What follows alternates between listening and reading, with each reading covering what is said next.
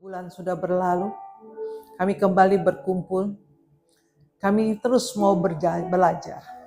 Kami mau terus dengar apa yang menjadi kesukaanmu dalam hidup ini. Karena hidup ini bukan kehendak kami yang jadi, tapi kehendak-Mu lah yang ada dalam kehidupan kami. Roh Kudus, sambahannya alatmu Roh Kudus. Ambil alih Roh Kudus. Apa menjadi isi firman-Mu, pesan-pesan-Mu kepada anak-anak-Mu. Engkau yang beracara. Di dalam nama Yesus kami berdoa, yang percaya katakan amin. Shalom saudara, silakan duduk. Judul khotbah saya hari ini, ya saudara ya, membuat Tuhan kagum kepada kita. Saudara, kita kagum sama Tuhan tuh sudah biasa ya saudara ya. Kita kagum dengan Tuhan. Raja di atas segala raja, Yesus Kristus Tuhan. Kita mengagumi Tuhan. Karena Tuhan kita Tuhan yang luar biasa. Kita biasa mengagumi Tuhan. Tidak ada satu agama di muka bumi ini yang Tuhannya mau mengorbankan nyawanya untuk umatnya. Ya, coba saudara cari, ya saudara pelajari.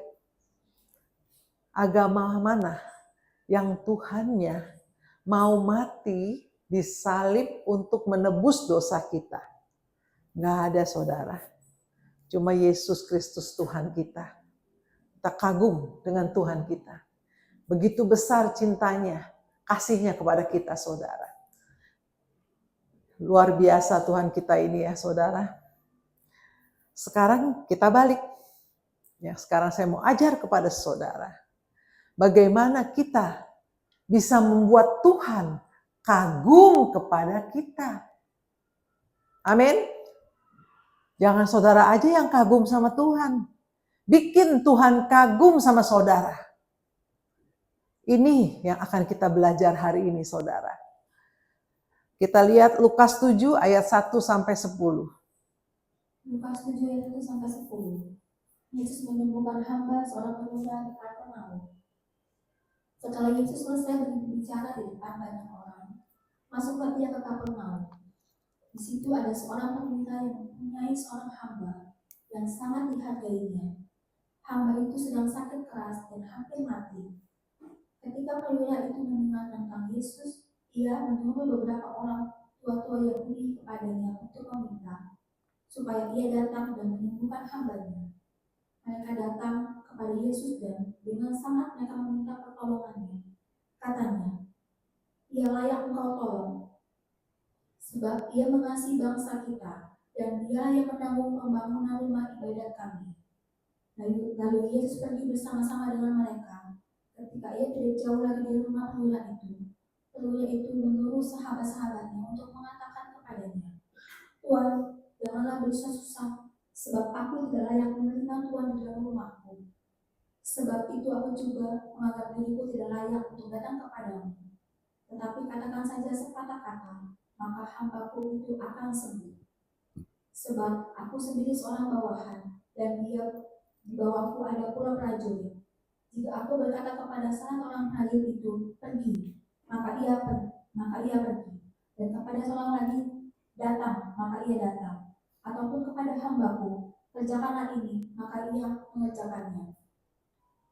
Setelah Yesus mendengar perkataan itu, ia heran akan dia, dan sambil berpaling kepada orang banyak yang mengikuti dia, ia berkata, aku berkata kepadamu, iman sebesar ini tidak pernah aku jumpai, sekalipun di antara orang Israel. Dan setelah orang-orang yang disuruh itu kembali ke rumah, didapatinya hamba itu setelah sehat kembali. Saudara, dalam cerita ini kita lihat Yesus begitu kagum kepada perwira yang ada di Kapernaum ini saudara. Karena perwira ini begitu menghargai anak buahnya ya saudara ya, orang-orang kecil saudara ya. Ya dia punya hamba, ya perwira ini punya anak buah yang sakit keras, hampir mati ya saudara ya. Hamba itu disayang sama perwira ini, makanya dia minta tolong ke Tuhan Yesus, tolong Tuhan Yesus ya, tolong supaya disembuhkan saudara. Ini luar biasa ya. Keadaan ini sungguh-sungguh menggugah hati Tuhan Yesus. Tuhan Yesus begitu kagum sama perwira ini. Perwira ini dia tidak pandang bulu. Itu anak buahnya, saudara, yang sedang sakit. Dan dia datang ke Tuhan Yesus, dia bilang, tolong sembuhkan, saudara ya. Jadi saudara, ada satu hal yang membuat mujizat bisa terjadi. Ada satu hal yang membuat kita ya bisa memasuki fase-fase di mana kita akan melihat mujizat demi mujizat Tuhan terjadi. Waktu kita baca kisah ini luar biasa. Ya, dalam seluruh Alkitab ya, hanya satu ini. Di masa ini Tuhan Yesus kagum kepada perwira di Kapernaum. Kagumnya apa, saudara? Karena dia begitu memperhatikan anak buahnya. Ya, dia begitu mengasihi anak buahnya sampai dia bilang, tolong dong, ya Tuhan Yesus tolong. Dia tahu kok Tuhan Yesus punya kuasa ya. Jadi dia begitu rindu untuk anak buahnya dijamah, disembuhkan sama Tuhan Yesus, saudara ya. Itu luar biasa, saudara ya. Jadi apa ya yang bisa membuat Tuhan kagum sama kita, ya kan? Ada beberapa hal yang saya akan ajarkan kepada saudara, ya. Jangan kita hanya kagum kepada Tuhan Yesus, ya. Udah biasa, ya, itu udah biasa. Kita kagum sama Tuhan Yesus itu luar biasa. Tapi kita bikin Tuhan yang kagum sama kita, itu yang tidak biasa. Amin, saudara.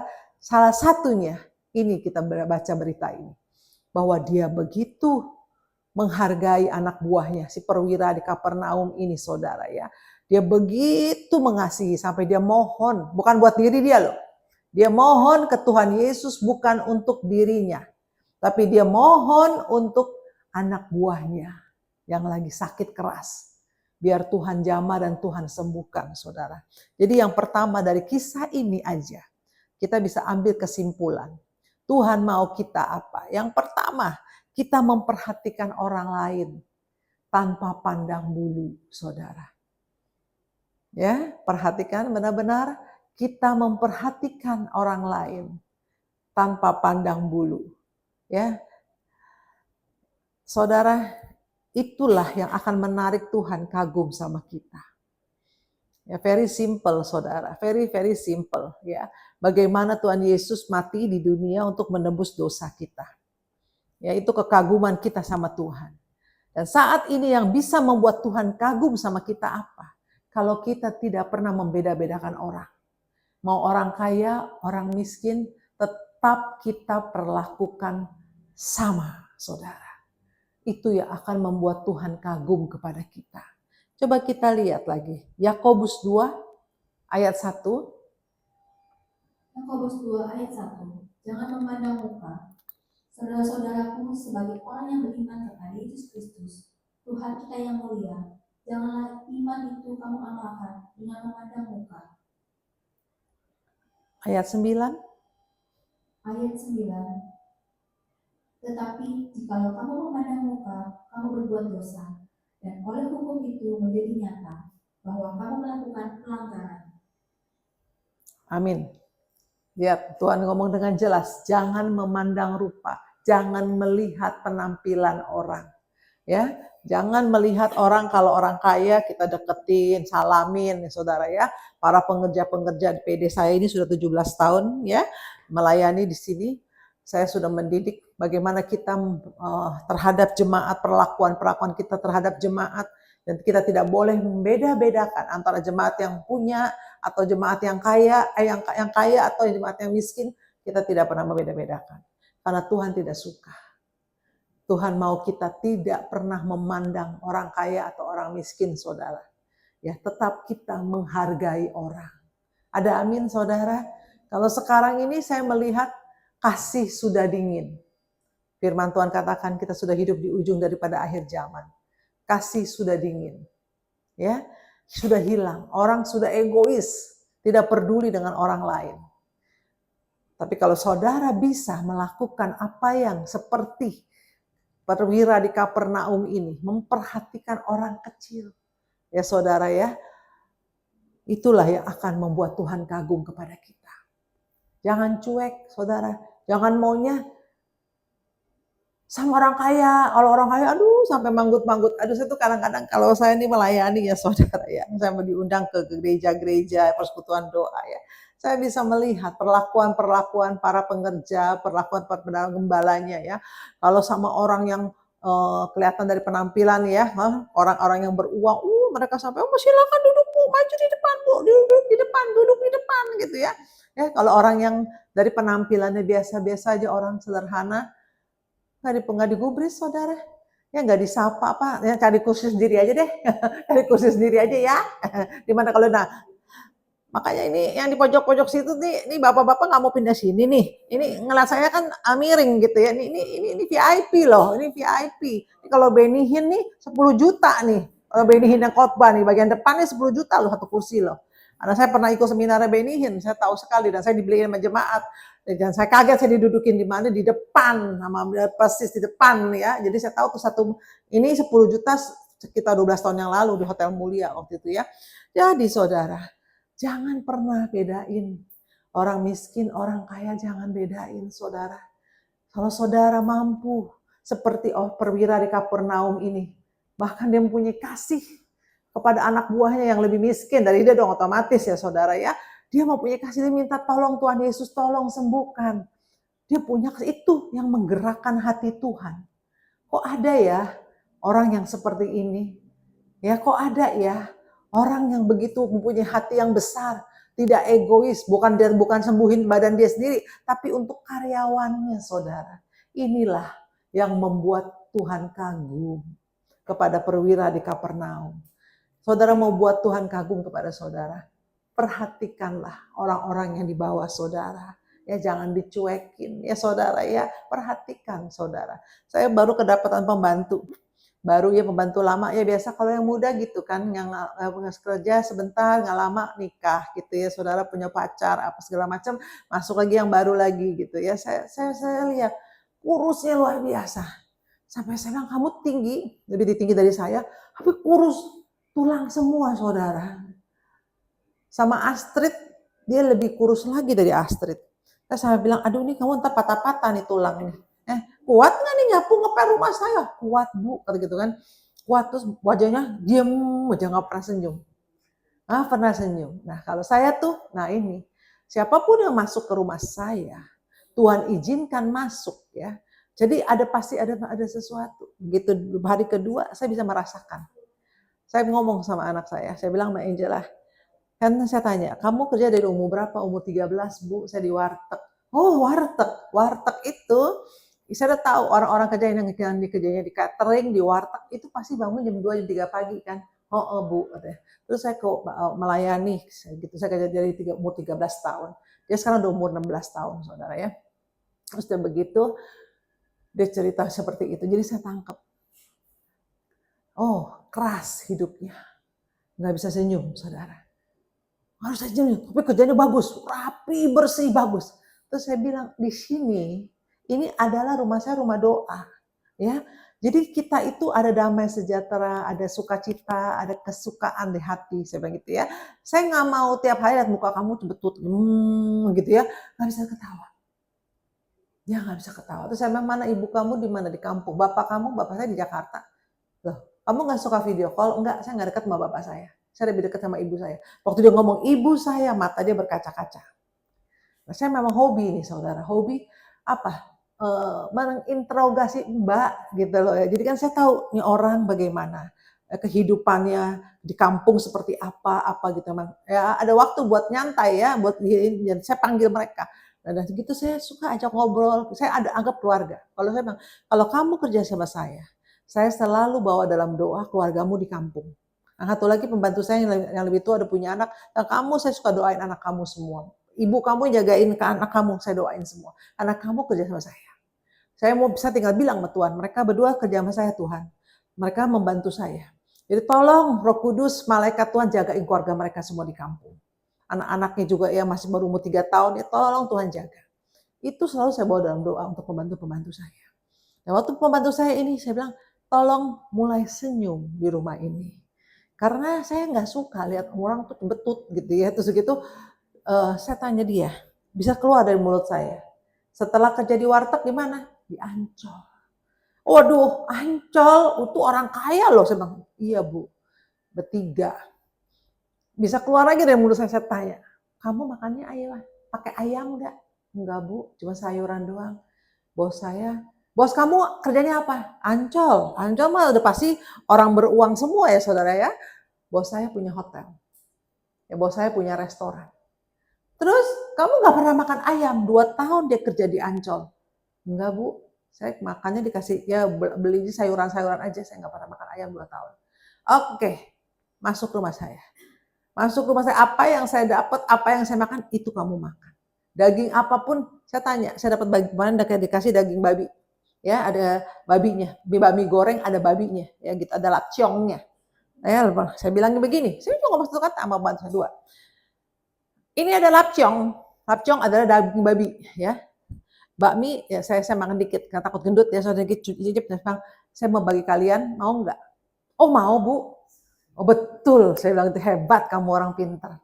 Nggak dosa makan babi, saya gitu ya. Yang dosa kalau nipu, nyuri, selingkuh tuh ya, itu dosa. Makan babi kagak dosa. Saya bilang, enak, babi mah enak.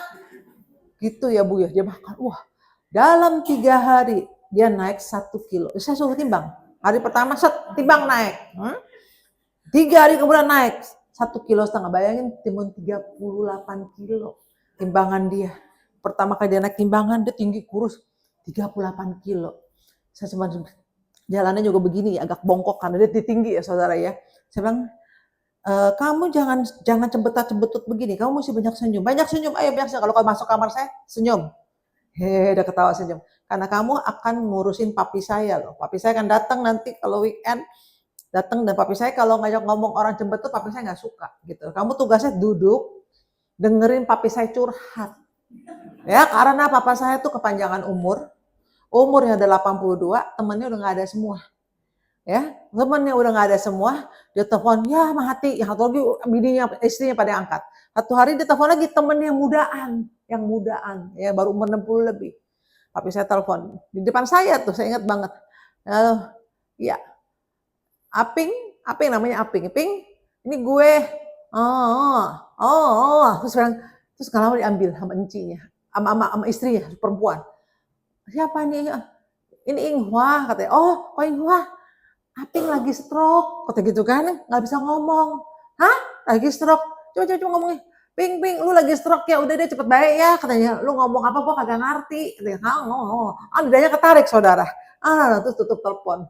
Saya ketawa sampai ngakak. Saya kata, Pipi nasibmu ya, umur panjang, kesepian. Karena temennya sudah meninggal duluan semua. Yang mudaan udah stroke, 60-an udah stroke. Dia kan papi saya masih sehat. Kalau ke rumah saya, aku mau sop kaki kambing, pesan sop kaki kambing gitu. Dia makan apapun dia masih doyan makan saudara ya. Apa nafsu gitu loh saudara ya. Nah, saya seneng, saya lihat dan saya bilang, tugasmu adalah duduk. Karena papi saya nggak punya teman, dia akan curhat masa lalu dia yang lalu berulang-ulang. Ya, dan saya udah sampai bosen, udah saya sampai bilang lagu Bengawan Solo lagi diputer nih ya, zaman dulu terus diulang-ulang. Jadi kita semua udah bisa dengerin lagi, udah banyak urusan. Nah, saya pakai Mbak 2, yang satu kamu yang muda, tugasnya duduk dengerin si opa curhat. Ya, dari masa dia kecil, dari mata dia miskin dan nenek, semua yang tipu duit dia segini-gini, itu semua tuh pembantu tuh semua diceritain sama dia. Tugasmu cuma dengerin opa curhat. Duduk dengerin dia curhat. Sampai dia capek sih, papa saya kalau udah capek dia makan terus dia tidur. Pembantu keluar deh dari kamar dia. Kalau mabuk kamu tidak ada senyum, papa saya nggak suka. Tapi kamu tahu nggak, gajimu itu bersih semua saya tanggung semua, shampoo apa segala macam, dan plus habis itu kalau papa saya mau pulang pasti kamu dikasih uang lagi sama papa saya, itu di luar dari gaji saya. Jadi tolong senyum. Langsung senyumnya gede loh saudara ya. Langsung senyum, begitu denger duit kasih lagi. Langsung senyum duit loh sama dia loh. Saya bilang ya, kamu kan udah bikin dia happy, bikin papa saya seneng. Kayak pembantu yang dulu tuh, gitu ya opa. Terus lama-lama dia tidur. Saya kan ada di kamera tuh ya. Waktu saya duduk di lantai dia ketiduran gini. Terus papa saya, Eka, udah, lu gua ngomong lu tidur sana. Udah, lu tidur, keluar, tidur siang katanya. Ambil kasus sana tidur siang. Gua ngomong lu tidur, karena saya lihat begini nih bantu saya, kan dingin, ada kamarnya terus papa saya curhat, dia duduk di lantai gitu, dia dengerin dia begini, saya sampai ketawa, saya lihat ini, kan saya ada kamera di kamar papa saya, jadi saya tahu gitu kan, Jadi balik lagi saudara, perhatikan orang yang di bawah kita. Berteman dengan orang yang sekalipun itu bukan sejajar ekonominya sama kita, tapi saudara tetap harus tidak membeda-bedakan. Saudara, jangan, ini udah satu kayak seperti dunia ini ya, udah kayak satu metode bahwa orang kaya gaulnya sama orang kaya. Ya, orang miskin mainnya sama orang miskin. Kenapa begitu? Saya papi saya, Pi kenapa begini Pi? Orang kaya selalu mainnya sama orang kaya, teman-teman aku. Yang miskin mainnya sama yang miskin lagi. Karena kalau orang kaya main sama orang miskin takut dipinjemin duit, ya. Jadi kenapa dia maunya main sama orang kaya sejajar gitu kan? Nah, kan aku kan udah makan asam garam dia begitu kan ya.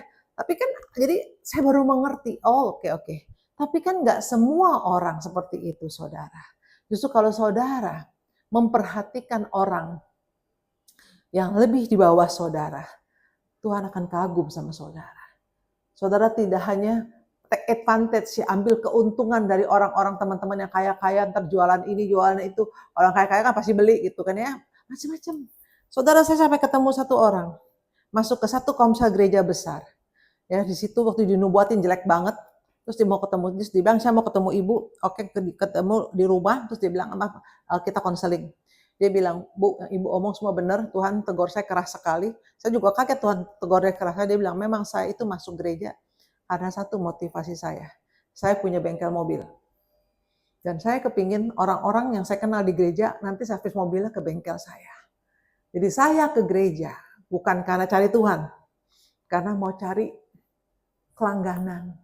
Supaya orang nggak tahu saya punya bengkel mobil, saya bagi-bagi kartu nama saya di Komsel ya. Mereka datang ke saya. Dan mereka servis mobilnya di saya. Emang itu betul yang ibu bilang. Dalam nubuatan ibu bahwa saya tidak tulus. Saya datang ke Tuhan hanya untuk motivasi cari pelanggan. Ya saudara, zaman sekarang kalau setiap hari pagi-pagi kita kalau bangun kan, aku mau makan apa ya? Ya saudara ya, mau makan roti, mau makan, orang Jawa kan harus ada nasi ya. Kita mikirin kita mau makan apa. Tapi sekarang bangun pagi tidur, siapa yang mau gua makan hari ini? Nggak main-main saudara. Hati-hati ya.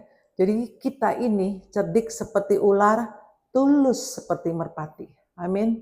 Kemarin ada satu perempuan ya, jomblo, umur 40-an, belum married, nangis sama saya. Karena saya sudah kasih warning, tapi dia tidak dengarkan. Dia bilang begini, Bu Santi, saya kena tipu. Kena tipu yang benar Ibu Santi ngomong. Dia sudah 2 tahun berteman dengan orang yang kenal di Facebook. Dan orang itu berkata bahwa dia adalah calon pendeta, masih sekolah Alkitab di Jogja. Ya, jadi ini saya anggap ini jemaah saya ini perempuan ini dia baru menikah umur 40-an. Ya, ada harapan lah saudara ya, pikir dia ini umur 40-an ya, ini dan seiman lagi. Setiap hari kirim ayat, setiap hari selalu teleponan gitu ya, gimana hari ini, sukacita gini-gini, kadang-kadang dia curhat apa-apa, sangat smooth. Saya cuma ngomong, be careful, itu kenal di Facebook, itu dunia maya. Dan dia bilang, enggak Bu, dia kalau Alkitab. Ya terserah. Saya sebagai hamba Tuhan, tugas saya hanya mengingatkan. Saya khotbah di sini, saya bicara banyak hal kepada saudara. Saudara mau lakukan atau tidak, itu kan pilihan saudara. Saya tidak pernah memaksa. Ya, makanya beberapa orang sudah tidak ada di tempat ini, karena ada beberapa orang yang mau kawin, nikah kedua kali. Ya, sedangkan dia bercerainya, cerai hidup, dan waktu menikah diberkati. Dan saya bilang kamu tidak boleh nikah lagi.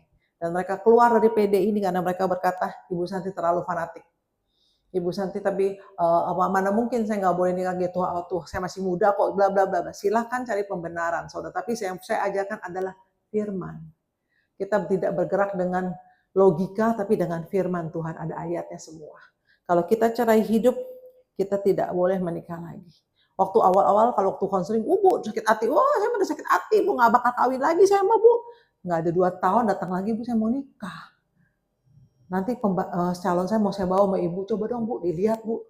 Coba Ibu Terawang deh Bu. Waduh di Terawang, dilihat, emangnya saya kelukun. Ya, no, you nggak boleh nikah lagi. Dia diem aja. Dia bilang, enggak Bu, saya tanya pendeta lain bilang boleh. Setiap pendeta, kamu tanya 10 pendeta, 10 pendeta punya 10 pendapat.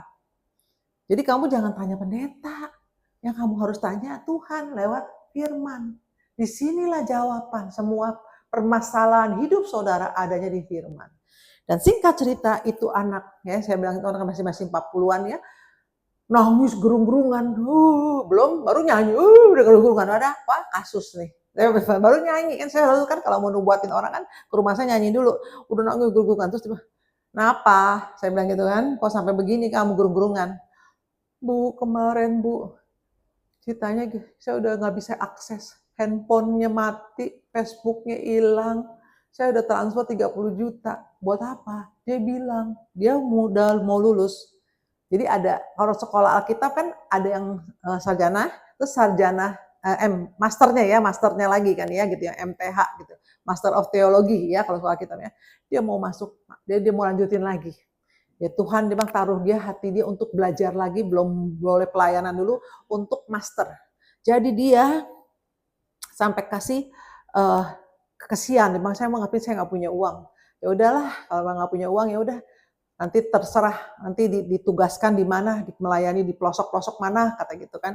Nah ini si perempuan ini jemaat saya ini, yang namanya perempuan kan perasaan mainnya ya, kasihan banget gitu ya, mau sekolah 2 tahun lagi master, ngambil master pendeta gitu ya, ya itu dia ada uang gitu loh saudara, dia ada uang, dia jualan, dia multi level. Teman ini jemaat ini saya jualan multi level, apa aja dikerjain tuh, ada asuransi, ada MLM kosmetik lah, apa juga dikerjain ya. Dan dia tinggal ngekos di Jakarta gitu, dia orang Jawa ya saudara ya, dia kenal saya sudah lama, dari jemaat di sini juga sudah lama ya saudara ya. Dan waktu itu saya cuma mengatakan, kan saya sudah bilang hati-hati, begitu dia transfer 30 juta hilang semua. Saudara, dunia semakin jahat. Amin. Amin saudara, amin. Saudara lihat orang udah, anak salah satu cucu 9 naga tuh baru dibunuh, berapa tusukan. Ini jangan main-main nih, cucu dari 9 naga. Berapa tusukan. Cuman gara-gara pacaran begitu-begitu, minum-minuman, jadi tusuk-tusukan. Saya setiap hari baca berita itu, waduh, benar-benar kita sudah di ujung dari akhir zaman. Saudara, waktu saya bilang sama dia, kan udah saya bilangin, ya udahlah Bu, 30 juta tabungan saya ludes Bu, gitu kan. Ya udah, ini bicara berapa tahun yang lalu, saudara ya. Udah hilang begitu aja. Hilang begitu aja. Sampai sekarang ini orang sering ke saya juga ya, tapi dia nggak pede ya, dia melayani di tempat lain, dia pelayanan ya, dia sebagai pendoa syafaat, dia sering ke tempat saya private ya untuk dinubuatin ya. Sampai sekarang belum punya pacar gitu ya. Saya bilang kenapa sih kalau Tuhan bilang kamu tidak kawin, terimalah dengan sukacita. Amin saudara. Jangan pikir kawin itu enak gitu loh. Permasalahan banyak. Saudara, dalam hidup ini nambah 1 orang dalam hidup berarti nambah 1 masalah. Nambah 1 orang, nambah 1 masalah. Saya ingat banget saya pakai supir, saya pakai supir waktu anak-anak masih kecil-kecil. Masalah, tambah 1 masalah. Entar pinjem duit, entar goda-godain pembantu saya. Saudara, wow, itu sih benar-benar saudara ya. Jadi saya tahu sekali, kalau kita hidup ini, Tuhan mau kita hidup ini berdasarkan rancangan Tuhan. Bukan rancangan kita loh. Ya, saudara berani nggak ngomong? Kalau saya udah lama sekali, saya udah ngomong ke Tuhan, Tuhan, terjadilah hidupku sesuai dengan kehendak-Mu, bukan kehendakku lagi. Ada amin saudara? Ucapin itu, bukan hendak kita yang jadi, kehendak Tuhan yang harus ada dalam hidup kita yang terjadi. Saudara, itu 30 juta. Teman anak saya, mamanya janda, 50-an. Ketemu teman lagi di online gitu, medsos gitu. Singkat cerita jalin hubungan sampai setengah tahun, bisa sampai akhirnya kena tipunya sedikit-sedikit transfer ya, 2 miliar.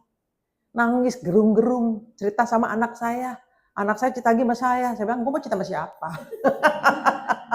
Saya nggak kenal, itu tante, itu ibu saya nggak kenal. Cuman anak mami kasihan loh mami, emaknya udah janda 2 miliar.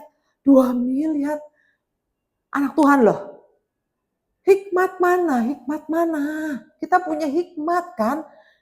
Kalau dalam 1 hari nih saudara, saya ngeblokin orang banyak loh di sosial saya. Instagram, wah cowok ganteng, entah ada pamer six pack, ya, entah ada pamer mercy-nya gitu kan ya, saya liatin aja. Udah nggak saya delete lagi, blok, set, blok. Entah di Facebook juga ada, buka, ada lagi mau minta pertemanan. Saya liatin aja, semua cakep-cakep, gaya-gayanya cakep-cakep gitu loh saudara ya. Saya pernah coba, saya pancing saudara. Ini sebelum COVID, saya pancing. Dia bilang gini, saya mau kenalan sama kamu. Saya lihat wajah kamu itu orang baik. Betul, saya bilang saya pendeta. Betul, saya pendeta. Oh iya, saya nggak salah lihat. Kamu orang baik. Saya seorang dokter. Saya tinggal di Syria. Saya diutus sama PBB. Ya, saya ditugaskan untuk ngerawat yang terluka, pasukan-pasukan perang tuh di Syria. Wah, pokoknya tuh dia kata-katanya, wah kamu cantik, kamu bla bla. Saya mau lihatin ujungnya mau di mana. Ini saya penasaran gitu loh saudara. Jadi saya bisa saksikan kan, kalau saya nggak main blok semua kan nggak ada kesaksian. Saya seneng gitu loh. Ada sesuatu kejadian-kejadian yang bisa membuat saya kesaksian, membawa saya bagikan kepada saudara supaya saudara tahu seperti apakah keadaan dunia ini. Setengah tahun kemudian dia ngomong begini. Setiap hari dia WA, oh you are so beautiful, aduh kamu pendeta, aku nggak pernah sangka aku akan bertemu dengan pendeta yang kamu hatimu baik, saya lihat di Facebook kamu mendoakan banyak orang, bla bla bla bla bla. Terus saya waktu saya baca itu, saya mendatar saudara, mau gombal apa lagi nih, saya nunggu ya. Terus dia bilang ini, saya mau nikahin kamu. Wah hebat, dalam hati saya, sebagian uang saya akan transfer ke kamu dulu sedikit-sedikit. Tolong kasih saya rekening kamu. Saya akan transfer dulu sedikit-sedikit. Dan saya punya batangan emas yang saya simpan. Jadi itu nanti kita pikirin caranya bagaimana. Karena kita saya nggak batangan emas itu mau saya bawa ke Indonesia tuh bagaimana caranya kita pikirkan nanti. Sekarang yang penting uangnya dulu. Saya akan transfer ke rekening kamu. Tolong kasih saya tahu rekening kamu. Di situ saya tahu. Di situ saya tahu, ini penipuan. Terus masih ngomong, nanti kita uang itu saya mau beli rumah. Saya nggak mungkin tinggal di rumah kamu, kan saya laki-laki.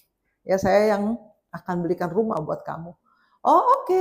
Oh kita nih kalau orang yang udah berbunga-bunga kali ya. Oh ada cowok dokter lagi, ganteng lagi fotonya gitu ya. Saya lihatin, saya ketawa aja. Belum tentu dia. Saya minta video call. Di-reject terus. Begitu saya tahu, oke, di-reject. Dia bilang gini, aku tuh minder sama kamu. Aku nggak bisa. Kamu tuh terlalu cantik buat saya, katanya. Jadi saya tuh, kalau kamu video call sama saya minder. Lebih baik kita chatting-chatting begini aja. Begitu ngomong telepon, suara, saya minta telepon. Itu kan dulu kan pakai itu WA gitu. Terus saya minta telepon. Baru kali-kali nggak pernah diangkat. Satu kali diangkat, saya Tuhan tolong, saya minta peneguhan. Karena saya lagi seru-serunya nih, saya membongkarnya gimana. Minta peneguhan nih orang. Tiba-tiba dia kelepasan kali, dia angkat. Suaranya kayak suara orang tua. Dan bahasa Inggrisnya nggak pakai grammar. Bukan dokter. Ya saudara ya, bukan dokter ini. Nggak pakai grammar bahasa Inggrisnya. Saya ajak ngomong bahasa Inggris, dia nggak pakai grammar. Dan suaranya, fotonya masih muda, baru umur 50-an, ganteng bule gitu kan ya. Tapi suaranya kayak orang tua. Ya sekarang ternyata baru dimulai kan kita dengar berita orang-orang Afrika banyak yang jadi scammer kan, saudara. Targetnya siapa? Kita ini. Jadi saudara, cerdik seperti ular, tulus seperti merpati. Langsung itu saya blok langsung. Saya udah ngomong apa-apa, langsung saya blok. Dia pakai account lain, ya, dan message saya, dia bilang, kamu sangat kejam, kamu kan seorang pendeta. Kenapa kamu blok saya?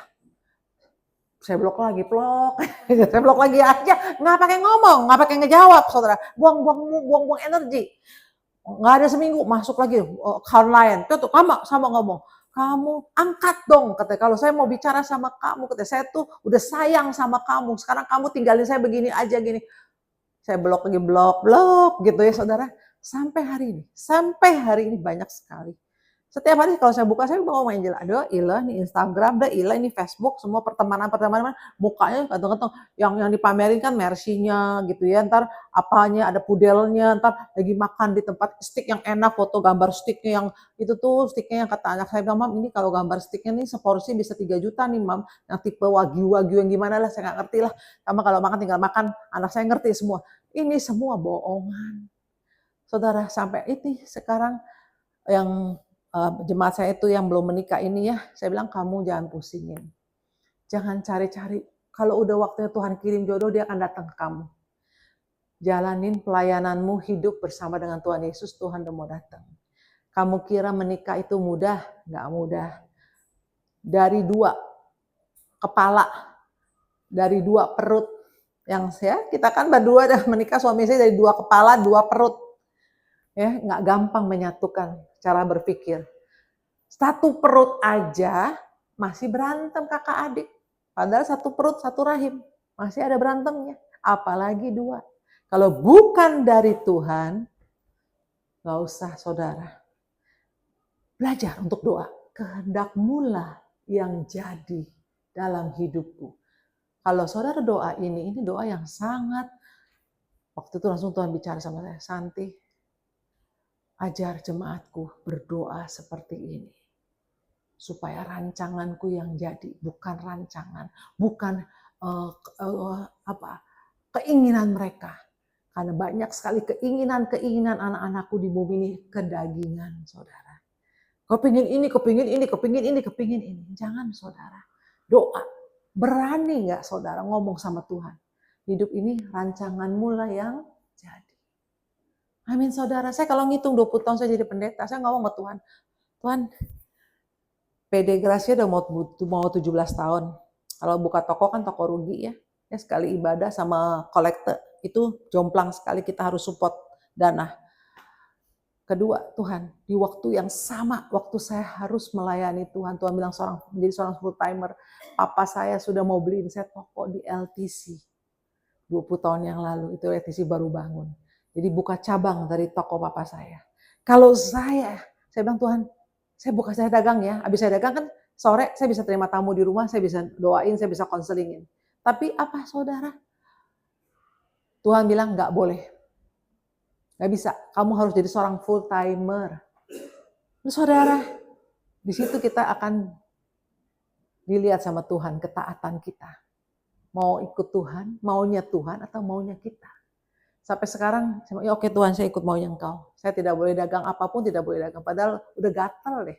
Mulut mau dagang, kalau ada kosmetik cakep gitu, udah pengen nawarin. Kalau saya dagang apapun pasti laku deh, saudara ya. Atau udah ilmu bisnis dagang saya itu turunan dari papa saya. Saya dagang apapun pasti laku. Aduh, saya udah gemes gitu, gergetan kalau lihat orang ini pengen dagang ini. Aduh, gini-gini.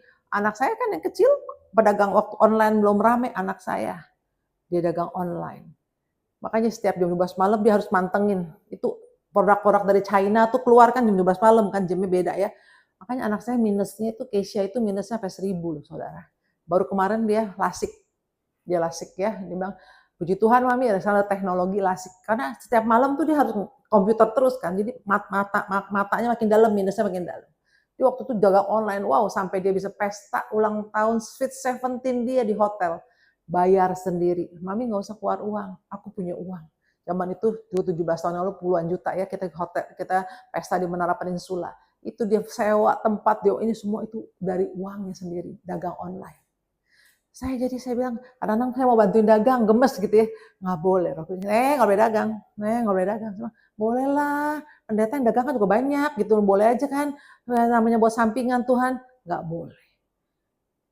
Hari ini kalau saya menghitung, 20 tahun kalau saya dulu udah buka toko sambil pelayanan. Ya saudara ya, pelayanan tetap jalan gitu ya. Sabtu Minggu kan toko setengah hari kalau Sabtu ya. Minggu kita gereja, pulang gereja saya masih bisa pelayanan kan, masih ngurapin rumah, masih bisa terima tamu, masih bisa khotbah, zaman itu masih muda ya kita ya. Saya menghitung semua. Dengan hitungan saya 20 tahun, saya udah pakai Mercy. Rumah saya udah bukan lagi Taman Ratu. Ratunya Ratu Rayap. Dalam rumah saya itu semua rayapan, saudara. Tetangga-tetangga saya udah pada hancur, udah pada bangun lagi pakai itu ya, yang besi apa tuh ya, udah nggak pakai kusen-kusen karena udah pada kopong dimakan rayap. Cuman rumah saya yang sekarang ini, rumah yang Tuhan suruh saya beli, itu kokoh sekali jatinya sampai tukangnya bilang, Bu, ini ibu punya jati. Ada saya pernah lihat ada berayap gitu, saya bilang, ini rayap ya? Enggak Bu, kita beli anti rayap di di kaleng. Terus dia pakai itu, pakai apa sih, kuas kayak pakai mentega, roti mentega, dimentegain, diginin aja. Rayap pada hilang, saudara. Adik saya udah mesti bongkar, adik saya udah hancur rumahnya, rayap semua, tapi rumah saya enggak. Karena apa? Jatinya kuat sekali. Yang bangun rumah itu seorang arsitek, dia mau pakai sendiri itu rumah. Jadi dia bilang terbaik, bahannya terbaik. Jadi bangunan rumah saya tahun 94. Ada jacuzzi di atas zaman dulu ya, jacuzzi itu kan kalau nggak bukan ya ini kan nggak ada rumah pakai jacuzzi saudara ya. Itu ternyata jacuzzinya bisa saya pakai buat baptis orang saudara ya. Jadi berapa kali tapi sekarang jacuzzinya bocor ya. Jadi saya bilang kalau mau baptisan saya punya itu kolam karet tuh bikin buat anak-anak main kecil ya. Saya bilang Ingrid beliin Ingrid di Shopee buat baptis orang yang itu deh yang main bikin kolam-kolam renangan gitu ya yang buat anak-anak main gitu ya saya baptis sudah. Atau kalau punya bathtub rumahnya punya ya saya baptis pakai bathtub. Jadi saudara harus berani berjalan sesuai dengan apa yang Tuhan mau. Ada amin? Berani nggak saudara bilang hidupku adalah milikmu Tuhan. Kehendakmu lah yang jadi dalam hidupku, bukan kehendakku lagi.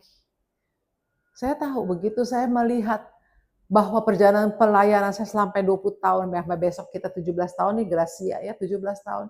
Saya melihat penyertaan Tuhan, itu luar biasa. Kaya raya enggak, tapi saya dicukupkan Tuhan. Ada amin? Orang-orang COVID pada heboh semua, stres. Saya nggak stres, yang ada saya nontonin TV sambil makan. Tuh makanan tuh sehari bisa 2 orang kirim makanan ke rumah saya, makanya membesarlah saya. Sampai 10 kilo waktu COVID. Makan terus sambil nonton. Giliran, udah mati lagi. Makan, Mami dikirimkan, oh iya, pastel, oh iya pastel. Oh, 1 hari bisa 5 biji saya makan bagi 2 sama anak saya. Pastel. 5 lagi buat pembantu, biar mereka makan berdua. Kita nggak tahu kapan mati nih, makan aja lah, makan aja, gitu kan, totonya. Nggak pernah nimbang, totonya naik 10 kilo saya waktu COVID. Jadi saudara, Tuhan cukupin. Apa yang saya suka? Traveling. Tuhan kirim berkat buat traveling. Jadi apa lagi? Kalau saudara masih tidak puas dengan hidup ini, berarti saudara orang yang tidak pernah bersyukur. Kalau hari ini saudara masih ada di sini, saudara sudah lewat masa COVID. Berarti saudara hidupkan semua nih yang ada di sini waktu COVID nih, survive nih. Tuhan punya rancangan dalam hidup saudara. Makanya saudara survive. Kalau saudara tidak survive, waktu itu saudara sudah gak ada. Saya kena COVID 3 kali. Papa saya 82 tahun kena COVID 3 kali. Masih ada, masih sehat. Gak ada masalah. Tapi kalau orang yang kena begitu sekali, dia jalan ya udah itu memang sudah masanya selesai di bumi ini. Kalau kita tidak selesai, masih belum selesai rancangan Tuhan dalam hidup kita ini, kita hidup saudara. Nah, jadi kalau saudara hari ini masih hidup berarti Tuhan ada rancangan dalam kehidupan saudara. Ikutin aja maunya Tuhan. Ikutin maunya Tuhan kemana. Makanya belajar peka. Dengar suara Tuhan, dengar tuntunan dari Roh Kudus. Saudara, ini akhir zaman. Yang jahat semakin jahat. Yang baik semakin baik. Itu sudah ada di firman. Jadi kejahatan hari ini kita lihat udah peneguhan. Ya, orang tipu menipu, scammer segala macam. Saya sampai kemarin ini saya agak ini ya, saya ada kecolongan, saya nggak ngerti karena saya gaptek. Telepon nomor yang tidak dikenal, ya. Saya takutnya kan jemaat, ya jemaat yang mungkin nggak saya kenal, dia telepon saya angkat baru kali cuman ada suara, tut kayak mesin gitu, tut, terus saya matiin, terus 2-3 kali begitu ya dalam satu hari itu loh saudara, saya sampai kata saya, "Mami kenapa dalam 1 kali aja yuk sudah harus nggak usah angkat lagi." Kalau jemaat, memang betul jemaat mau ini, dia akan WA Mami, biarpun nomor nggak dikenal kan, dia akan WA saya, "Ini Ibu Santi, saya minta waktu untuk didoakan bla bla bla," gitu kan. Ini enggak. Jadi saudara, ternyata sekarang ada caranya. Jadi waktu saudara lagi angkat itu telepon, itu sudah terdaftar, rekening udah dia sedot rekening saudara yang di bank. Waktu saudara angkat, "Halo," gitu kan ya. Terus tuh ada alatnya khusus, sampai canggihnya loh sekarang orang saudara, ya akhir zaman ini. Kalau kita yang gaptek kan malah, masa bisa segitunya? Iya, uang hilang. Makanya sering-sering ya saudara ngecek ATM saldonya, ya saldo saudara tuh sering-sering dicek. Tiba-tiba kalau lenyap bisa lapor ke bank, cepat-cepat lapor gitu ya. Karena sekarang benar-benar sangat canggih. Telepon yang tidak ada nama, tidak dikenal, jangan angkat. Kalau dia memang penting, dia akan WA kita dulu, ya saudara ya. Yang kedua, apa yang bisa buat bikin Tuhan kagum sama kita? Kita lihat Lukas 7 ayat 4-5. Lukas 7 ayat 4 sampai dengan 5. Mereka datang kepada Yesus dan meminta dengan sangat. Mereka meminta pertolongannya. Katanya, "Dialah yang engkau tolong, sebab Ia mengasihi bangsa kita dan Dia yang menanggung pembangunan rumah ibadat kami." Yang kedua, yang luar biasa, yang membuat Tuhan kagum, bahwa dia memperhatikan rumah Tuhan, saudara ya. Banyak orang ke gereja selalu udah mikirnya gini, apa sih yang kita bisa dapat ya di gereja ini gitu ya, apanya yang kita bisa dapat ya gitu ya, apa puji-pujiannya, apa bagus, banyak urapan gitu ya, kita merasakan urapan, kita bisa dapat kalau ke gereja ini, atau firmannya, ya, atau kalau bisa di sini nubuatannya, saudara ya. Saudara menuntut saudara ke ibadah, ke gereja, misalnya persekutuan doa atau ke gereja, saudara menuntut mereka memberikan yang terbaik buat saudara. Yang saudara cocok, yang saudara rasa sesuai dengan hati saudara. Firmannya tentang berkat, seneng dong saudara ya kalau saudara dengar khotbah tentang berkat terus. Tapi kalau tentang dosa, ya neraka, waduh, nggak mau gue takut kalau khotbah ke situ, takut dengernya kena neraka, surga, takut gitu nggak masuk neraka karena begini. Saudara jangan lihat apa yang bisa diberikan gereja atau persekutuan doa kepada saudara. Karena yang harus saudara kan saudara balik. Apa yang saudara bisa kasih untuk gereja, apa yang saudara kasih misalnya untuk satu persekutuan doa, di komsel misalnya saudara juga punya komsel, apa yang bisa saudara kasih. Jadi bukan saudara nuntut apa yang mereka bisa kasih, tapi kita balik, apa yang bisa kita kasih buat gereja, buat persekutuan doa, buat komsel misalnya saudara ya. Seperti itu saudara. Very simple. Komsel aja saudara. Kadang-kadang orang datang komsel itu buat apa? Cuman buat ketemu temen daripada di rumah bengong, ngobrol, happy-happy, dengar firman, bahas firman sedikit, makan-makan gitu ya, makan-makan. Dan ada orang-orang yang datang ke komsel, saya pernah karena saya juga pernah jadi jemaat ya saudara ya. Dari tahun ke tahun, satu kali pun tidak pernah bawa makanan. Ya, jadi makanan kan ya kita gantian gitu ya. Ya asal tergerak aja. Tapi 1 tahun, itu 1 tahun pun saya perhatikan teman saya ini, kok nggak pernah sih dia bawa makanan, bagi-bagi gitu ya kita. Kalau kita di Amerika kan namanya sistem potluck. Potluck tuh bawa apa yang kita, masing-masing bikin apa. Ada yang bikin bakmi goreng. Kalau kita dulu di Amerika tuh gitu, ada yang bikin ketoprak. Ya kita yang ini makan Indo. Ada orang yang 1 tahun saya perhatikan tidak bawa apa-apa. Cuman ya hura-hura, ya doa sebentar, terus bahas firman, terus makan apa, ini masih sisa, boleh nggak gue bungkus pulang? Sampai ke nasi diserok, dibawa bungkus pulang. Karena apakah di Amerika kan kita masih sekolah tuh ya, males atau pelit ya masak nasi, saya nasi aja diambil, saya korek saudara, sampai yang punya rumah bawa aja. Dia pun saya wajah yang punya rumah tuh udah nggak enak dilihat. Sampai nasi aja ngambil. Sampai hidup ini saudara. Mari kita belajar untuk apa yang bisa kita beri buat orang lain. Apa saudara? Saya dalam keadaan nggak punya, saya dititipin pendeta-pendeta luar negeri, ya sama hamba Tuhan. Santi, kamu bisa bahasa Inggris, ini pendeta tinggal di rumah kamu, tidur di rumah kamu, ya. Bule-bule ini. Apa yang saya bisa bikin? Saya ajak dia pergi ke Taman Mini, saya ajak dia pergi ke Ancol, pakai uang semua, bensin mesti bayar, bukan nggak pakai air aqua ya saudara, bensin ya, mobil jalan ngegelinding mesti pakai bensin. Apa yang saya lakukan? Saya jual emas. Tuh ke pasar Kopro, ini mama saya betah di sini ya, karena pasar Kopro dari saya kecil ya, langganan saya, jual emas saya, gelang emas saya. Oh, berjual ini, buat apa uangnya? Buat entertain pendeta-pendeta yang nginep di rumah saya. 2 minggu ditaruh di rumah saya. Ya saya beliin makanan. Padahal saya tidak punya uang, saudara. Tapi saya tahu Tuhan, saya mati gak bawa apa-apa kok. Semua akan ditinggalkan.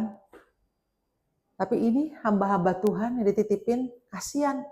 Masa mereka ngetem di rumah, di kamar aja. Mana, ayo kita ajak ke Taman Mini, ayo kita ajak makan di luar, makanan-makanan kuring-kuringan, makanan Indonesia. Nggak ada duit, saya nggak ada duit untuk itu. Yang ada apa? Perhiasan saya jual. Tapi apa Tuhan berhutang? Kagak, saudara. Tuhan kembalikan lagi kok. Yang kemarin itu sudah saya saksikan sama saudara. Dikembali ini yang luar biasa. Yang saya jual emas. Yang saya dapat berlian. Gelang berlian. 10 tahun lalu mau ngawinin anak saya, Tuhan kasih saya berlian. Dan saya waktu tanya ke tokonya 125 juta tuh harga itu gelang. Tuhan bilang, pakai. Itu upahmu, kamu mau ngawinin anak. Pakai. Terus saya bilang, Tuhan, ntar apa kata orang? Masa pendeta pakai berlian? Yes. Pakai, itu karena berkat dari saya. Dan orang melihat, bukan karena kamu punya suami kaya. Kamu diberkati. Tapi karena kamu punya Tuhan yang kaya, kamu bisa diberkati. Oh gitu, amin Tuhan. Kadang-kadang cara berpikir saya juga salah loh. Tuhan memperbaiki cara berpikir saya.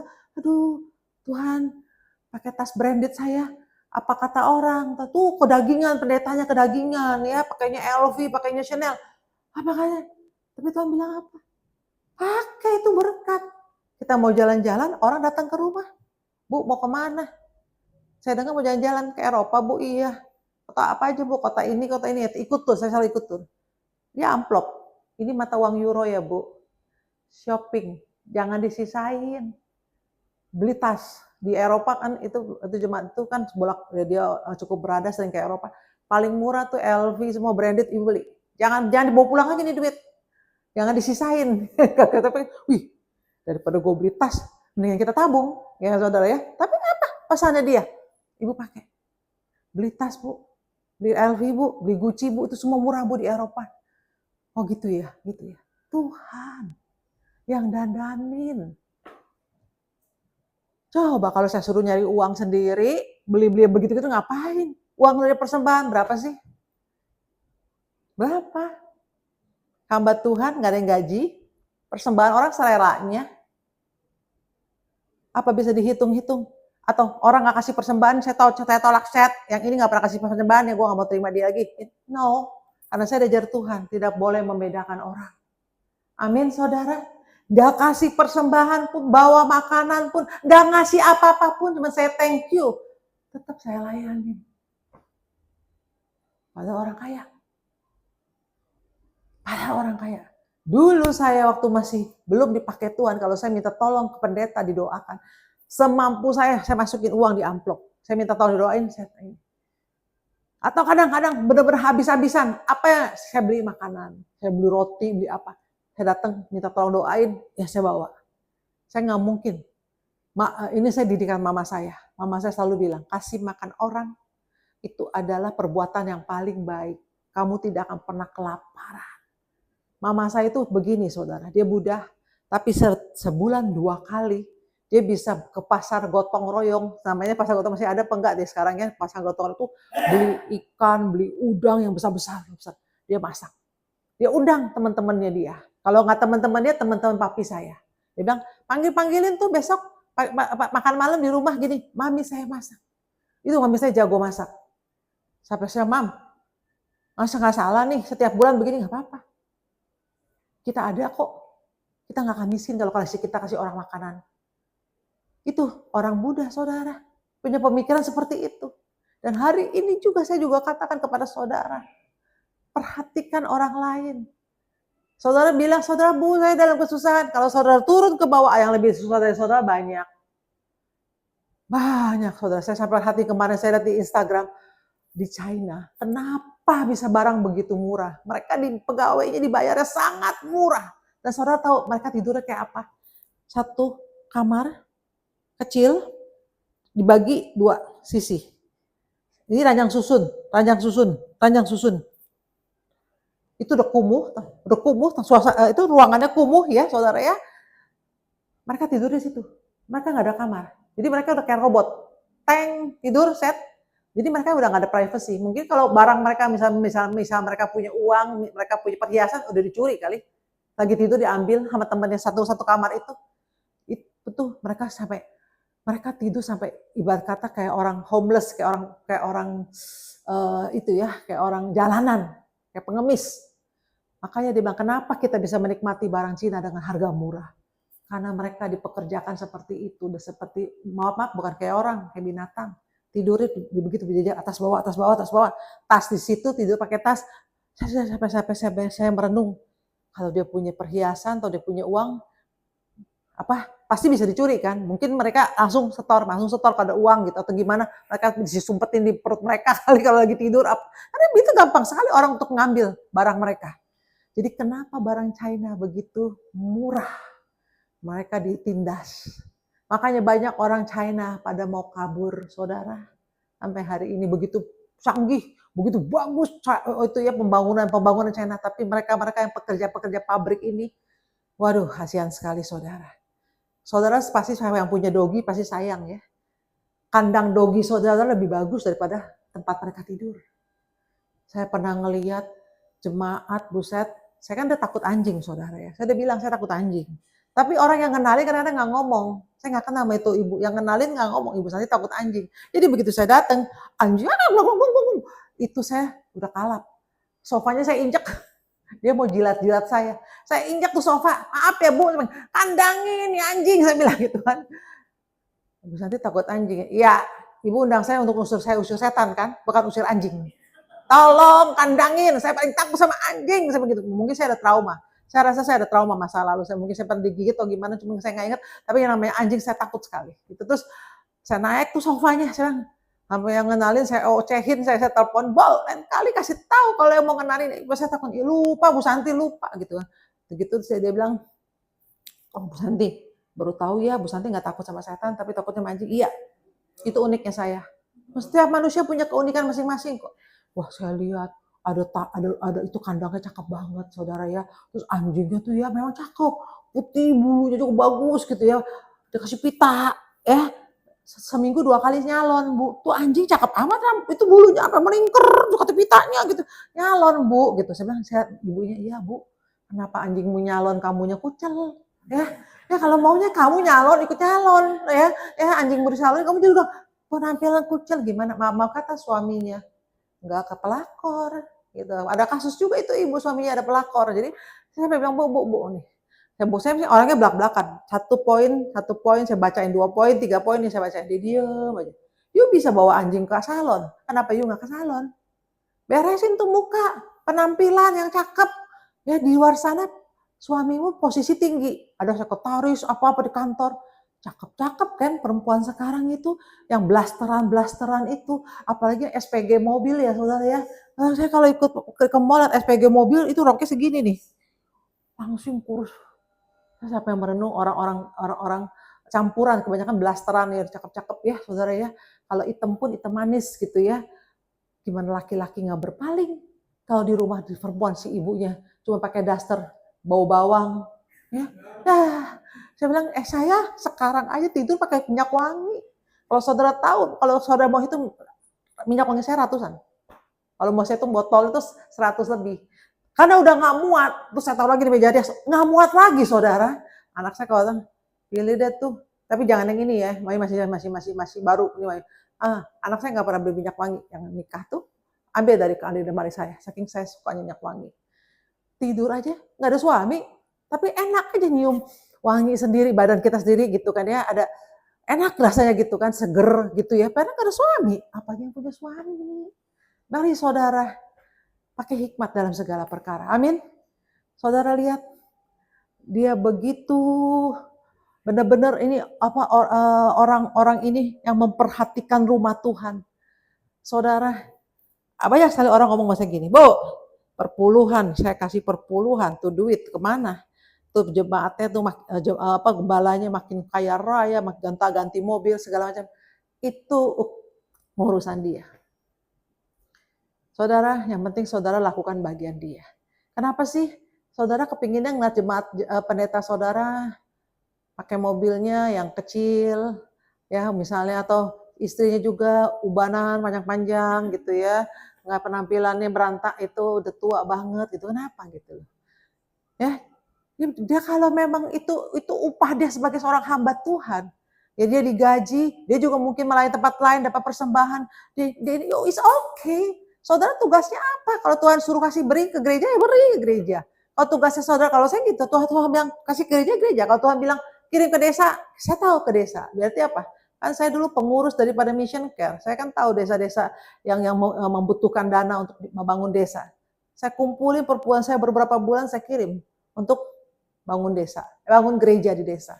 Karena beberapa kali saya pernah ke misi ke desa, lantainya aja masih tanah liat. Dudukannya aja kursi panjang begitu, kayu, nggak ada senderan. Itu yang gereja di desa, yang benar-benar miskin saudara ya.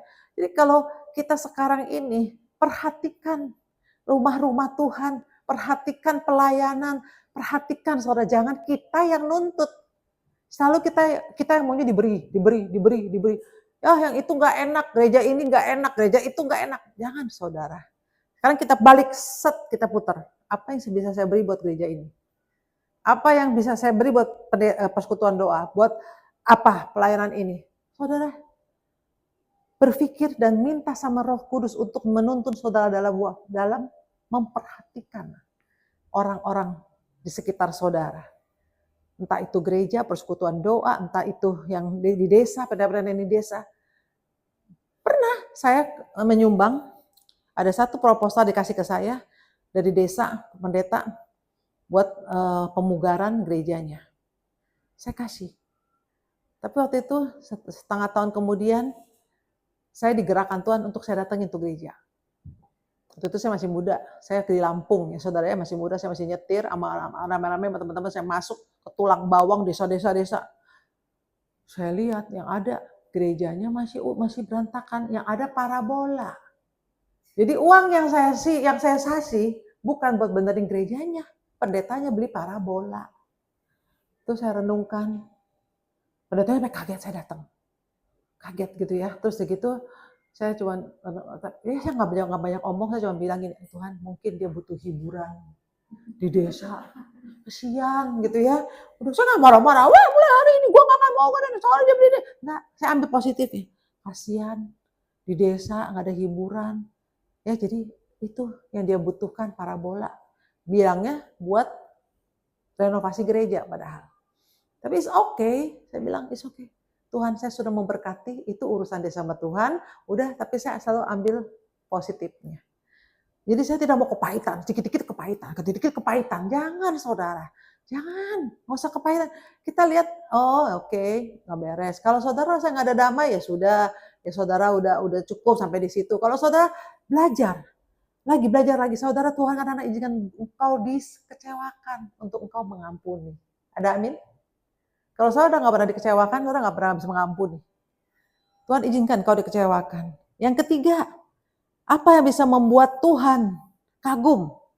Kolose 1 ayat 15 sampai 17. Kolose 1 ayat 15 sampai 17. Dia adalah gambar Allah yang tidak kelihatan, yang sulung lebih utama dari segala yang diciptakan. Karena di dalam Dialah telah diciptakan segala sesuatu yang ada di surga dan yang ada di bumi, yang kelihatan dan yang tidak kelihatan, baik singgasana maupun kerajaan, baik pemerintah maupun penguasa.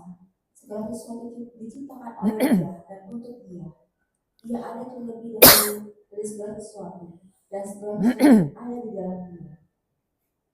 Amin. Yang ketiga, Tuhan mau kita apa? Kita menghormati Tuhan. Datang ke gereja haruslah dengan hormat, taat, dan takut akan Tuhan. Jangan datang karena rutinitas. Ya kalau hari biasa minggu ke gereja, kalau nggak ke gereja kan nggak enak, rutinitas. Bukan, saudara. Datanglah ke gereja dengan hati, mau mendengar firman Tuhan, mau menghormati Tuhan.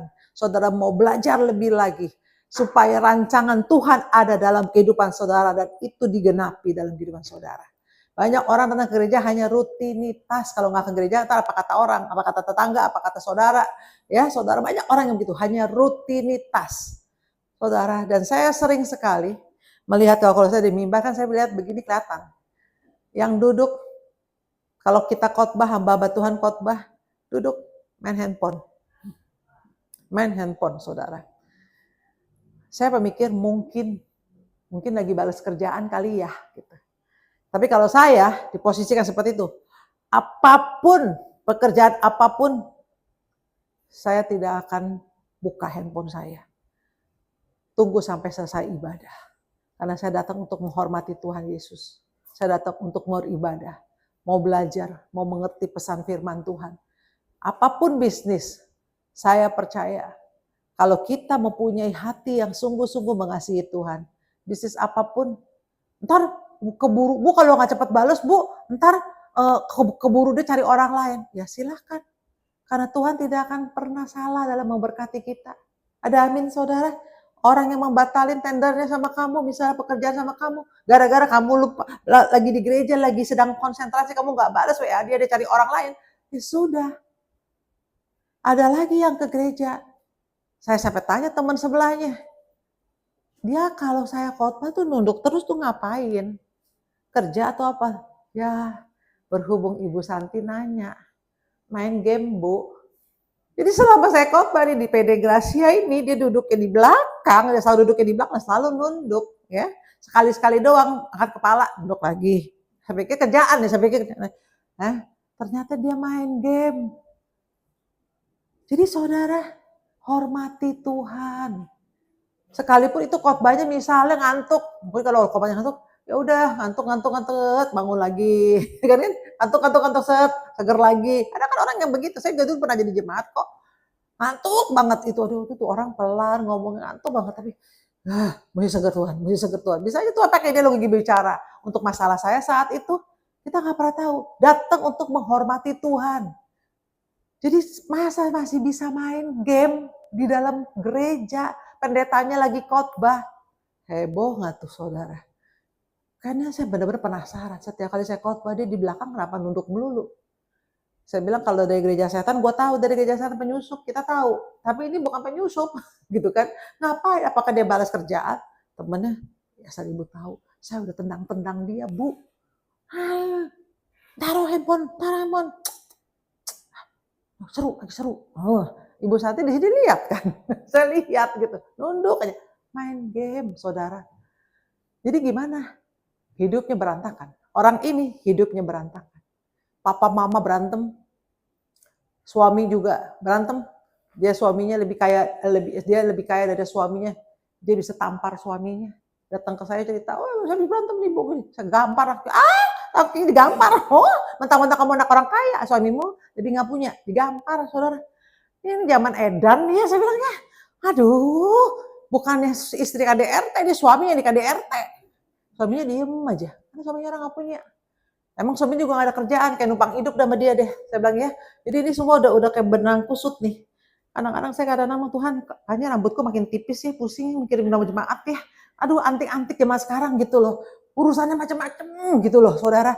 Aduh, saya sampai kadang-kadang merenung, ini rambut pada rontok, jangan amit-amit ya, rambut tebel kok makin tipis ya. Karena, aduh, ngurusin jemaat tuh macam-macam masalah ya, saudara. Jadi saudara, hormati Tuhan. Hormati Tuhan Yesus dimanapun kau berada. Saya kalau bangun tidur langsung set, duduk, di sini saya lagi nyanyi. Ada lagu, lagi ada, saya aja lagi nyanyi. Roh saya lagi nyanyi, saya lagi tidur. Begitu bangun, ada lagi nyanyi. Oh, roh saya nyanyi ya. Ternyata waktu saya tertidur pun roh saya, karena memang saya tetap kan, kemanapun saya pergi, kalau saya nunggu dokter bisa temani papa saya diem, saya tetap bahasa roh di hati saya, terus saya tetap bahasa roh, nggak bersuara tapi dalam hati.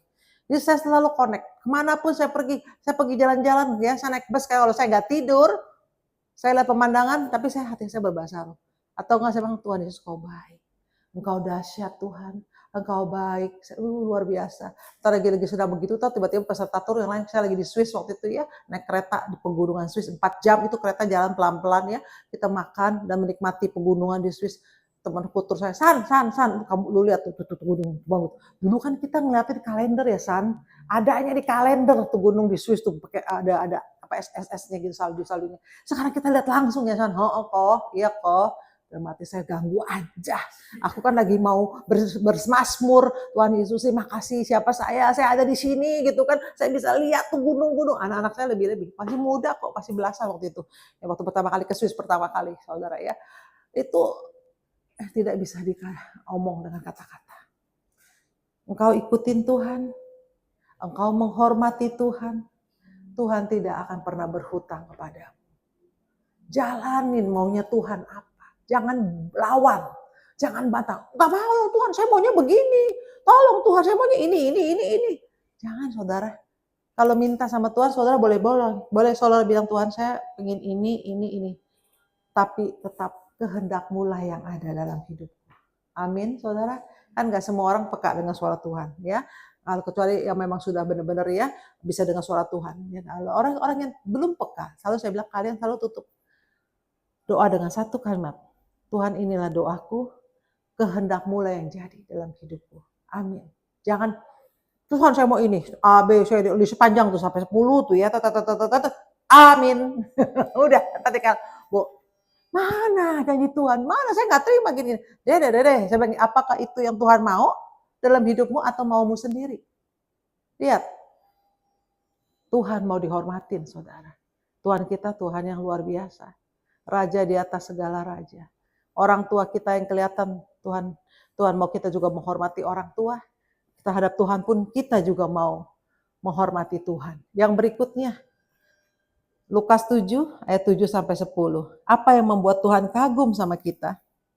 Lukas 7 ayat 7 sampai 10. Sebab itu aku juga menganggap diriku tidak layak untuk datang kepadamu.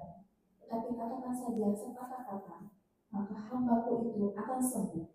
Sebab aku sendiri seorang bawahan, dan jika di bawahku ada pula prajurit, jika aku berkata kepada salah seorang prajurit itu, pergi, maka ia pergi. Dan kepada seorang lagi, datang, maka ia datang. Ataupun kepada hambaku, kerjakanlah ini, maka ia mengerjakannya. Setelah Yesus mendengar perkataan itu, ia heran akan dia, dan sambil berpaling kepada orang banyak yang mengikuti dia, aku berkata kepadamu, iman sebesar ini tidak pernah aku jumpai, sekalipun di antara orang Israel. Dan setelah orang-orang yang disuruh itu kembali ke rumah, dapatinya hamba itu telah sehat. Amin. Yang berikutnya yang Tuhan mau dari kita ini, bagaimana perwira itu mempertaruhkan nyawa untuk anak buahnya, ya, saudara ya. Ya, imannya lah yang menjadikan anak buahnya sembuh, tetap hidup, saudara ya. Jadi apa yang Tuhan mau kita lakukan yang membuat Tuhan kagum kepada kita, kita mempertaruhkan iman kita untuk Yesus, saudara. Ya, bertaruhlah kepada Tuhan imanmu. Jadi kalau saudara karena pacar yang artis ya kebanyakan ya, saya lihat dia sampai ganti agama, dia pindah agama ya, imannya ditukar dengan pernikahan apa. Saudara, kita nggak usah ini ya, pasti saudara sudah tahu semua Lydia Kandau ya. Saya dengar kesaksiannya dia hampir 25 tahun yang lalu. Waktu itu diundang di gereja, saya datang dan dia berkata, saya salah menikah. Ya, dia sama Jamal Mirdad ya, dia salah menikah. Jadi bingung antara mau bapaknya mau nih anak-anak ikut ke bapaknya ya, agama seberang, si Lydia Kandau mau anaknya ikut dia. Jadi terjadilah ya kekacauan dan seringkali terjadi keributan. Sampai akhir, tapi saya salut, puluhan tahun kemudian baru dia cerai sama Jamal Mirdad karena ada pelakor ya, Jamal Mirdad ada perempuan lain. Tapi di situ saya lihat doa-doa orang benar tidak akan pernah sia-sia. Anak-anaknya ngikutin agama bapaknya loh. Ya, agama bapaknya. Tapi sekarang saya kaget. Yang perempuan ya, anak perempuannya 2 udah kenal terima Yesus dibaptis, saudara ya. Jadi sering sekali kita hidup ini kita pertaruhkan iman kita semua untuk karena masalah jodoh ya, masalah anak orang kaya, agama beda nggak masalah, doa masing-masing aja. Sedangkan firman berkata Tuhan berkata terang tidak bisa bersatu dengan gelap. Ya pasti tidak ada kebahagiaan dalam pernikahan kalau saudara tidak sesuai dengan firman Tuhan. Jadi mari kita pertaruhkan iman kita ke Yesus benar-benar saudara ya, tanpa kompromi dengan apapun. Ya, dengan apapun saudara ya. Percaya Tuhan terus perhitungkan ketaatan saudara, iman saudara. Buat Tuhan kagum dengan imanmu. Waktu orang bilang sama saya, waktu saya diceraikan, Yesusmu mana? Saya bilang, Yesus saya ada. Kenapa Yesusmu tidak tolong kamu? Itu kan seperti balikin telapak tangan. Saya bilang, saya sedang dibentuk Tuhan. Saya percaya, pasti nanti ada yang saya katakan selalu berkali-kali, film badai pasti berlalu ya, badai akan berlalu. Dan saya akan melihat bagaimana ujung hidup saya. Saya tidak akan kembali murtad, saya kembali ke Buddha. Saya tetap akan jalani kehidupan saya. Saya mau lihat sampai di mana Tuhan akan tolong saya. Kalau sekarang saya sedang dibentuk Tuhan, saya akan terima. Sesakit apapun, ya, air mata nangis sampai udah nggak bisa keluar. Saudara ya, kalau saudara masih bisa keluar tangis air mata, normal. Nggak apa-apa. Tapi kalau saya nangis udah nggak bisa keluar air mata saya. Sampai saya takut sendiri kok air mata saya sudah nggak bisa keluar. Sampai nggak keluar air mata nangis itu saudara. Ya jadi mari saudara, Tuhan pernah izinkan saya mengalami suatu kejadian.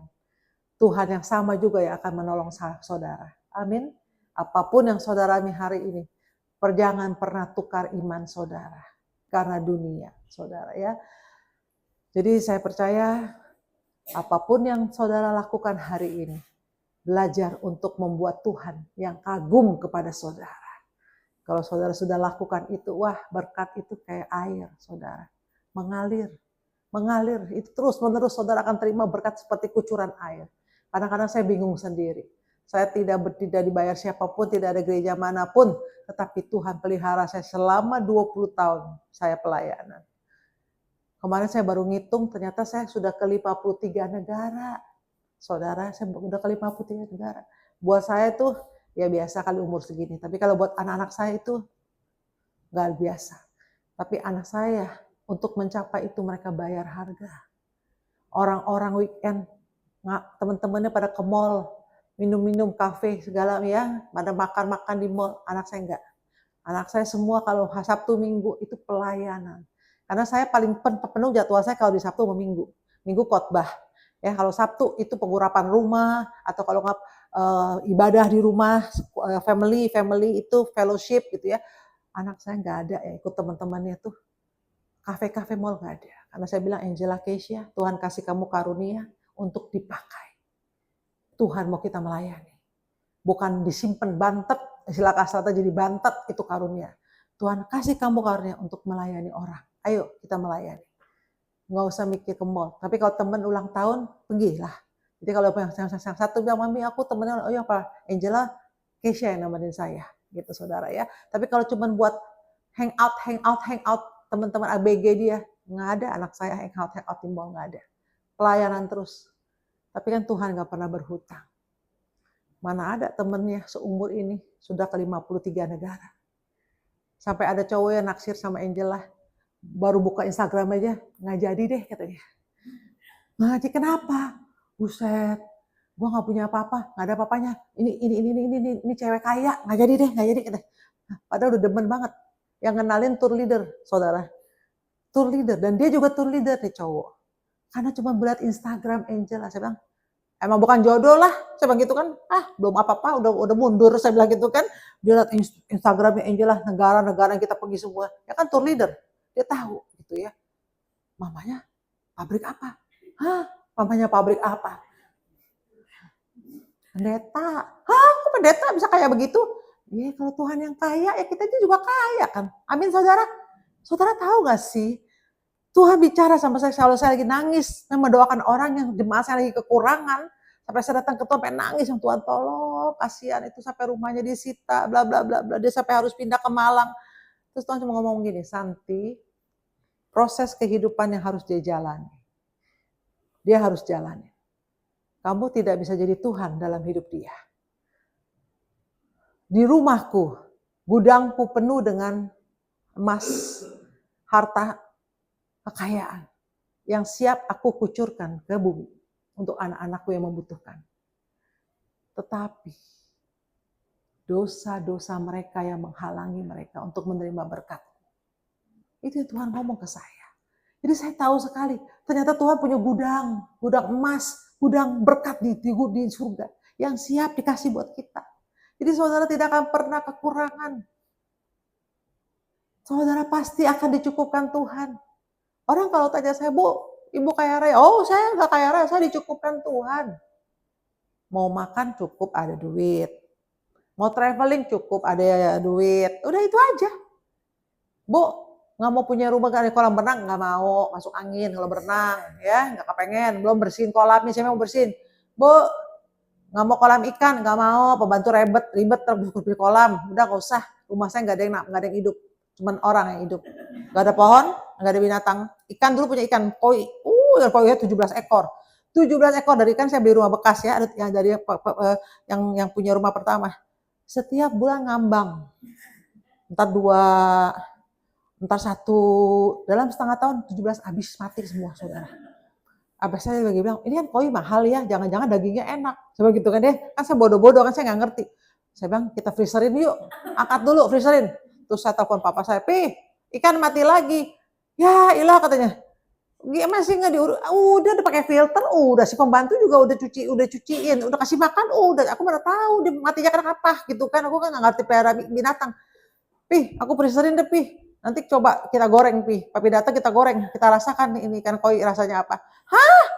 Jangan macam-macam ya, buang itu bangke, katanya dari papa saya ngomong itu bangke itu ikan buang. Aku nggak mau, aku kalau makan ikan seger kata gitu kan, papa saya tuh emang kalau makan tuh maunya kalau makanan seafood dipilih tuh masih di akuarium, saya mau ini, yang ini gitu kan. Papa saya lihat dia angkat, terus papa saya bisa ngerti gitu. Kalau ditipu dikasihnya yang udah lama dia tahu, oh ini bukan ikan yang saya tunjuk. Kalian jangan bohongin saya tuh, papa saya ngerti loh saudara kalau gitu-gituan. Kalau saya kan tinggal makan doang aja, aduh mau mati ya kapan, bodo amat lah, makan aja gitu lah, udah ribet banget sih kalau papa saya nggak mau. Kita makan bangke tahu kata gitu, nggak mau, papi nggak mau gitu kan, ya udah.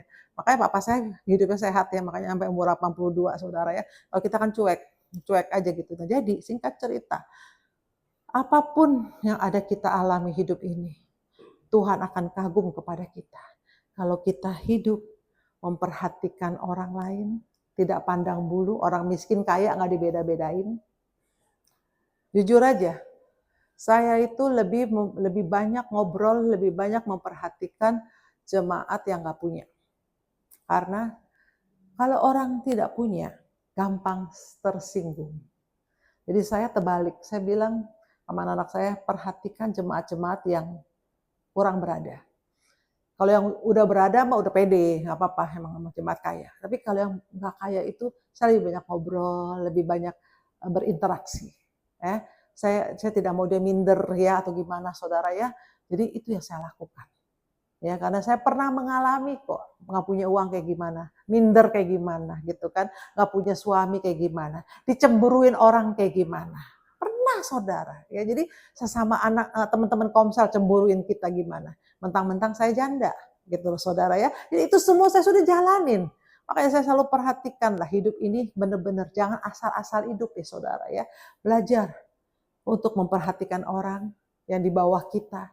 Belajar memperhatikan ya rumah Tuhan ya saudara ya, pekerjaan Tuhan saudara belajar, jangan pelit-pelit. Saya menabur sampai habis-habisan Tuhan nggak bikin saya miskin. Yang ada malah Tuhan kembalikannya lebih lagi dari yang saya bayangkan. Saudara, jadi di situ saya mulai belajar bahwa Yesus kita itu hidup. Buat Tuhan kagum sama kita. Jangan bikin Tuhan kesal sama kita, saudara. Karena kedagingan kita. Tapi yang kita lakukan bikin Tuhan kagum sama kita. Amin. Oke, kita akan masuk dalam pengurapan.